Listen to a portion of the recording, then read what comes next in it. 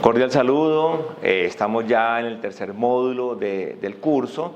Ya tuvimos un primer módulo donde estuvimos hablando de lo que significa ser un docente clínico y un segundo módulo donde estuvimos hablando de estrategias de aprendizaje y un poco el diseño de lo que queremos lograr con los estudiantes. Ya en este tercer módulo vamos a entrar puntualmente a revisar cuáles son las características de la didáctica en clínica que nos pueden servir para orientar las actividades con los estudiantes. Primero que vamos a definir es la práctica clínica. Obviamente la práctica clínica es todo lo que se hace en los estudiantes para desarrollar una serie de habilidades clínicas, lo cual involucra unos procesos que son pedagógicos y de aprendizaje específicos. Eso quiero destacarlo porque la práctica clínica es algo que ha sido inherente a la formación de profesionales de la salud, que en el caso de la formación médica existe desde hace siglos y que se da casi como un hecho inherente, simplemente pasivo y que no necesita ningún tipo de preparación, pero eso no es tan cierto.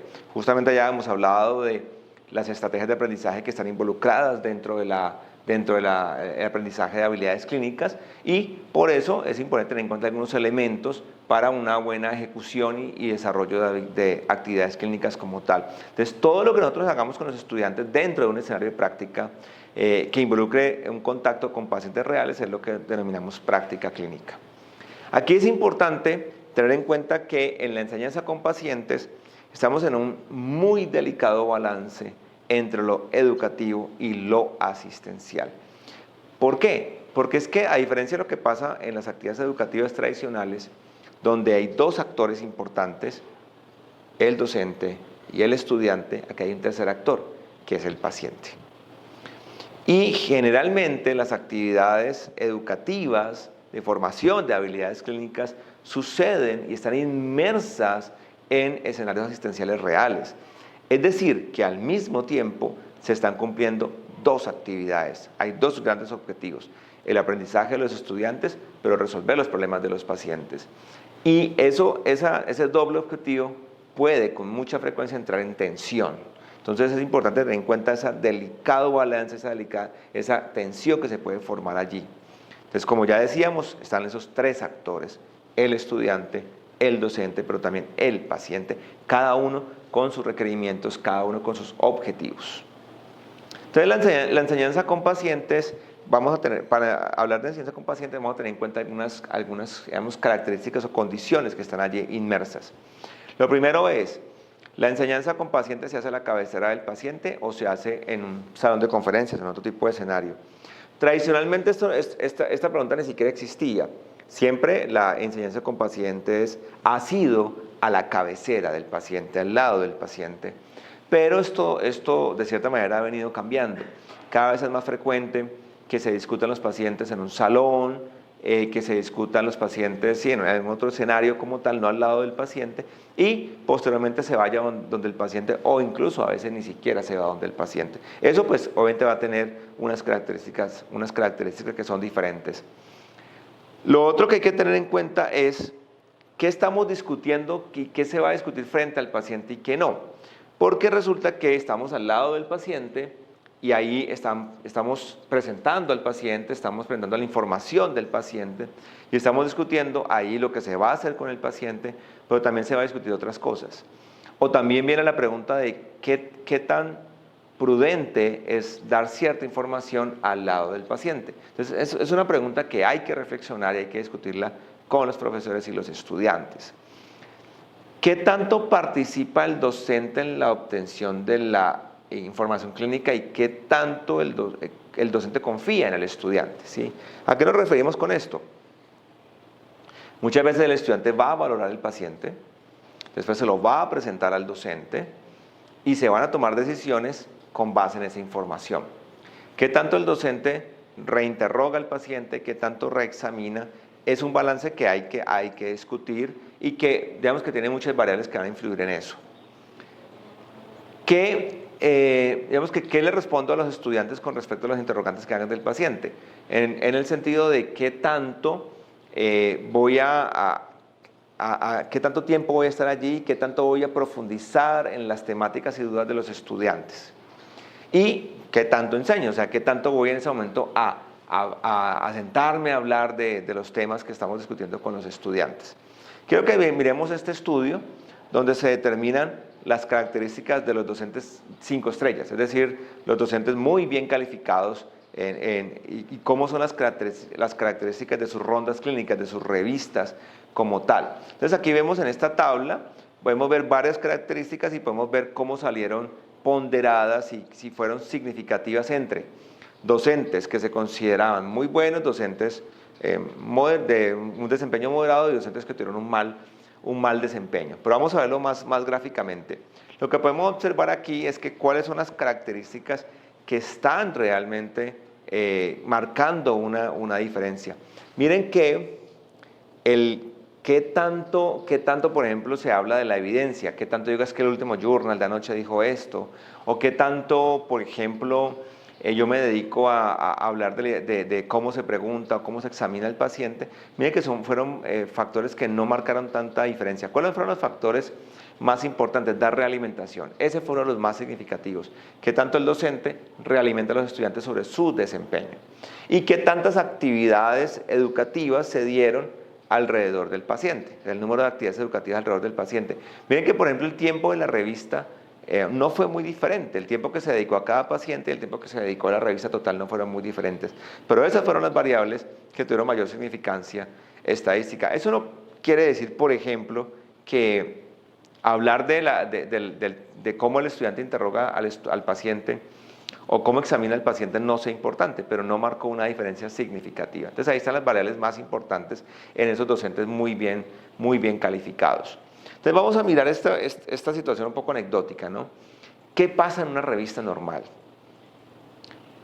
Entonces vamos a leer esto. Usted se encuentra pasando una revista, una visita matutina como jefe del servicio de neurología con un grupo de residentes de medicina interna, donde también hay médicos internos y hay estudiantes de pregrado. El residente de primer año presenta al paciente, describe los hallazgos clínicos positivos y negativos de importancia y hace el diagnóstico clínico de una probable meningitis bacteriana. El docente pregunta si el paciente tiene papiledema y después de una breve pero angustiosa pausa y una mirada fugaz al interno que estuvo en el turno, el residente contesta que no. Después de discutir el diagnóstico diferencial e indicar una punción lumbar, siguen ya con el siguiente paciente. Por la mente de cada una de las personas que estaba allí pasó lo siguiente.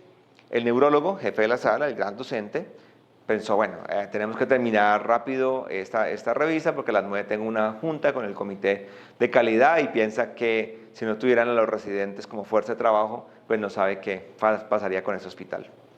El residente de tercer año piensa, tengo la impresión de que el residente de primer año no está seguro de la presencia o no de papiledema. Probablemente es por su falta de experiencia. Voy a revisar personalmente el fondo de ojo del enfermo después de la revista para descartar que no haya hipertensión endocraneal. Si hacemos la punción lumbar y se complica, el jefe de la sala me hará responsable del asunto. El residente de primer año piensa, el R3 me está mirando con suspicacia. Pero ¿cómo le digo que me quedé dormido después de cubrir toda la guardia de urgencias y que no revisé al paciente antes de la revista? Afortunadamente el interno, que hizo una historia clínica, anotó que el fondo de ojo era normal. Pero el interno piensa, después de la revista le voy a pedir al R1 que revise el fondo de ojo del paciente conmigo, porque cuando ingresó a las 3 de la mañana, yo intenté hacerlo, pero sinceramente no logré ver nada. Qué difícil es ver un fondo de ojo en un paciente febril e irritable que se mueve mucho. Nunca le logré ver la papila. El estudiante piensa, ojalá pueda terminar pronto la escuela para integrarme a este equipo de trabajo. Ya estoy cansado de que me den tantas clases y que todo el mundo me pregunte cosas. Lo que quiero es ver pacientes, ver enfermos. Bueno, y de hecho, ¿cómo se verá el papiledema en la realidad? Solamente lo he visto en diapositivas del profesor. Y el paciente piensa, ¿cómo me duele la cabeza? Ojalá terminen rápido de discutir y me hagan algo para calmarme el dolor. ¿Quién hará la punción lumbar? Ojalá que sea el especialista, no sea uno de estos practicantes. ¿Quién será el doctor de más edad que se puso a dar tantas órdenes? Ni siquiera se presentó conmigo y ojalá me explicaran qué es lo que tengo y qué es lo que van a hacer. Entonces, eso es un ejemplo hipotético. Obviamente usted, cierto, esto no pasa. Obviamente esto no pasa en nuestro hospital, no pasa en nuestras instituciones para nada. Entonces, bueno, es un ejemplo interesante que está en una revista de Estados Unidos, ¿no?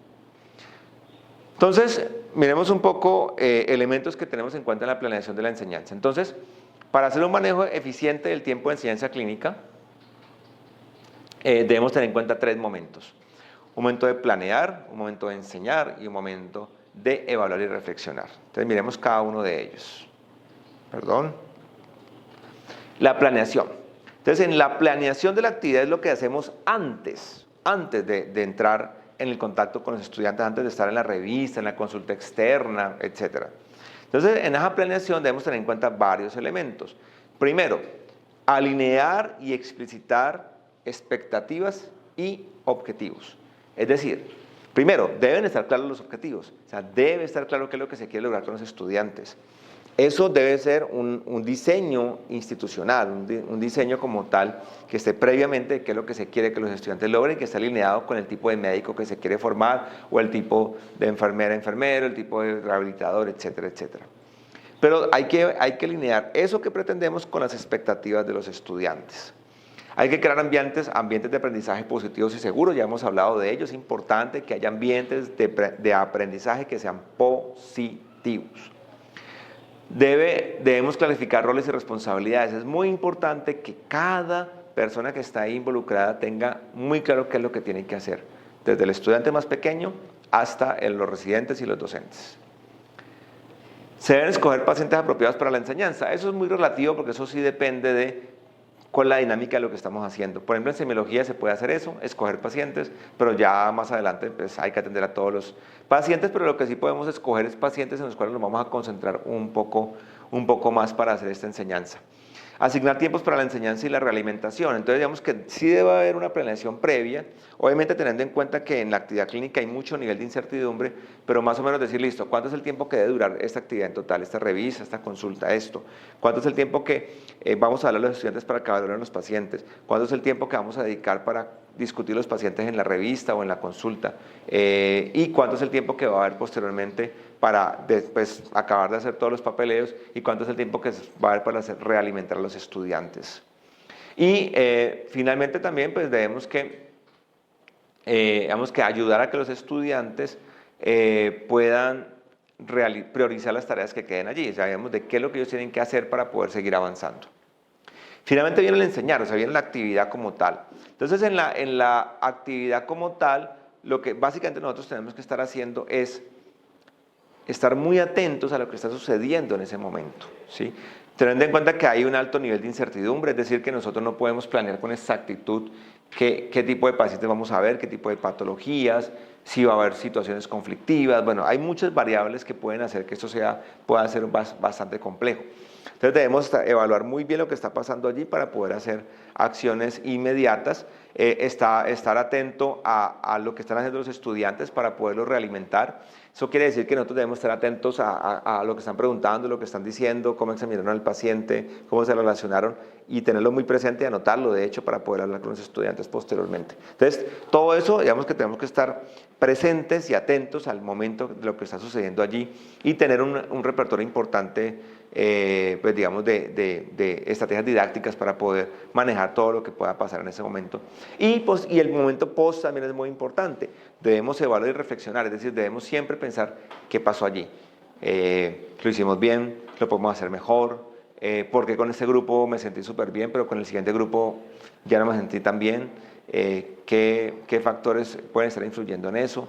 ¿Qué puedo hacer para mejorar la próxima vez? Entonces, todo eso es importante, el momento previo de planeación, el momento durante la actividad y el momento posterior de evaluación y reflexión. Bueno, algunos elementos para tener en cuenta. En la enseñanza con pacientes, hay que tener en cuenta que la enseñanza en el medio hospitalario puede ser caótica y puede ser frustrante.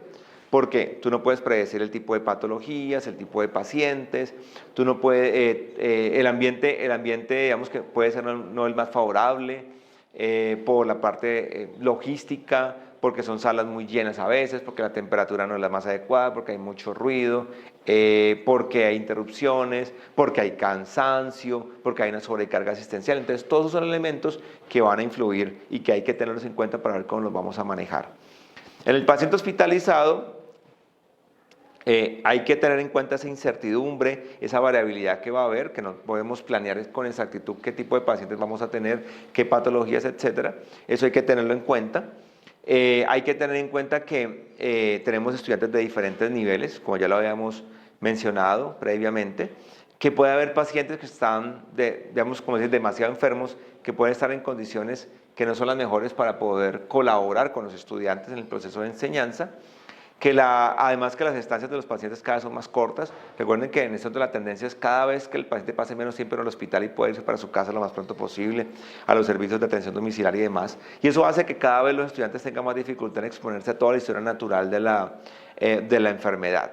Y que obviamente aquí es complicado manejar el hecho de qué tanto interviene el docente en la relación médico-paciente que ha establecido el estudiante ya.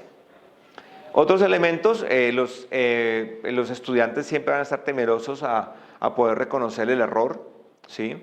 Pero también los docentes también, es muy difícil reconocer el error médico, que hay una tendencia de los profesores como a dar clase magistral en una actividad clínica. Ese no es el espacio, no es el espacio para ponerse a pontificar, para ponerse a hablar de una gran cantidad de teoría.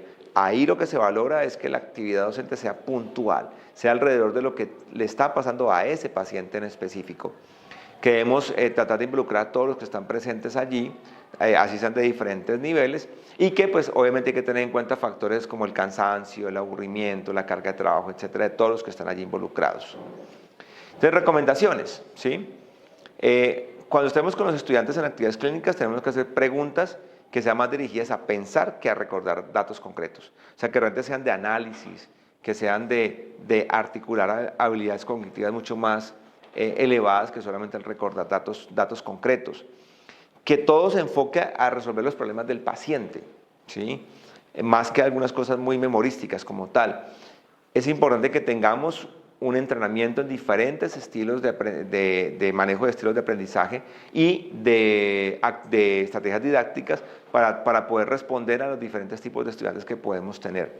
Nuevamente, hacer todo lo posible por crear unos ambientes de aprendizaje que sean seguros, es decir, donde haya respeto mutuo, que sean estimulantes para los miembros de las personas que están allí, donde haya comodidad, donde pueda sentirme yo tranquilo de preguntar, de que puedo cometer errores y que estoy ahí para aprender, y que definitivamente hay que aprender a retar a los estudiantes sin necesidad de humillarlos. En el contexto ambulatorio también hay algunas particularidades. También es un entorno clínico que es difícil. Tiene la particularidad de que aquí sí los tiempos son todavía más difíciles de manejar porque los pacientes tienen 15, 20 minutos, 30 minutos, 45 minutos asignados para una consulta y solamente ese tiempo ya hay otro paciente, entonces hay que tener una dinámica de trabajo muy eficiente para que todo pueda llegar a fluir, que todo tiene que suceder en el tiempo de la consulta, ¿sí? Y que por eso hay que establecer muy bien qué tiempo va a tener el estudiante para ver un paciente y qué tiempo para poder después discutirlo y que aprendan a organizar esos tiempos. Entonces eso pues no va a ser algo que sea muy sencillo. También que en el contexto ambulatorio es más frecuente que los pacientes tienden a tener más problemas. En el ambiente de urgencia hospitalaria por lo general se resuelve uno o dos problemas. En el ambulatorio hay que resolver múltiples problemas y cada vez es más frecuente la multimorbilidad, la pluripatología, la complejidad, etc. Que el aprendizaje y el servicio se están dando simultáneamente. En el contexto hospitalario incluso yo a veces puedo ir a ver un paciente solo por academia, pero en el ambiente de consulta externa, en el ambiente ambulatorio no se puede llegar a hacer eso. Que aquí digamos que los problemas psicosociales también se vuelven bastante importantes. Que las preguntas diagnósticas a menudo se resuelven mediante el seguimiento del tratamiento empírico, es decir, que muchas veces en el ambiente hospitalario, si yo tengo una duda, yo puedo decir, listo, no sabemos qué tiene todavía, no sabemos, mandémosle el examen y en 2 horas tenemos el resultado. Pero en el ambiente ambulatorio no pasa eso. Tú le mandas un examen al paciente porque no sabes todavía el diagnóstico preciso y puede pasar semanas incluso que el paciente pueda volver. Entonces, eso es una variable que hay que tener muy presente. Entonces, recomendaciones para la enseñanza con pacientes ambulatorios. Entonces, hay que estar preparado para eso, hay que preparar la dinámica de trabajo, los tiempos para que eso pueda ser eficiente y ayudar a los estudiantes a cómo presentar los pacientes de una manera que sea lo más concreta posible. Hay que enseñar durante la consulta, ¿sí? Simultáneamente. Hay que hacer preguntas que nos lleven a evaluar el razonamiento clínico del estudiante, los procesos terapéuticos, diagnósticos, todo eso de forma simultánea y estar dando realimentación en ese mismo momento. También hay que saber cómo vamos a manejar las preguntas que puedan surgir del manejo del paciente en ese momento, ¿sí? Y qué cosas vamos a resolver en ese momento y qué cosas vamos a dejar como tareas posteriormente. Entonces, esas son las principales características de lo que queremos señalar y resaltar de lo que pasa en el ambiente clínico. Entonces, en resumen, queremos que se lleve mucho la idea de que la actividad clínica, aunque tiene un alto nivel de incertidumbre, se puede planear, que hay que planearla, hay que en la cabeza tener un esquema de cómo lo vamos a hacer, los tiempos sobre todo, cómo van a ser los tiempos, que tenemos que hacer todo nuestro empeño y aprender diferentes estrategias didácticas y estilos de aprendizaje y demás para poder que todas las personas que están involucradas allí puedan finalmente aprender. Que recordemos que el objetivo más importante en la práctica clínica es que el estudiante desarrolle habilidades clínicas. No es tanto cosas de conocimiento, de memoria, de farmacología, es que el estudiante aprenda cómo abordar un paciente, cómo reunir información y poderla aplicar. Entonces son algunos elementos que queremos destacar de este módulo que se relaciona con la didáctica en clínica. Entonces ya en el próximo módulo, que es el cuarto y último módulo, vamos ya a hablar esencialmente de lo que es la realimentación, que es uno de los elementos más importantes de la práctica clínica. Les agradezco mucho su atención y nos vemos en el siguiente módulo.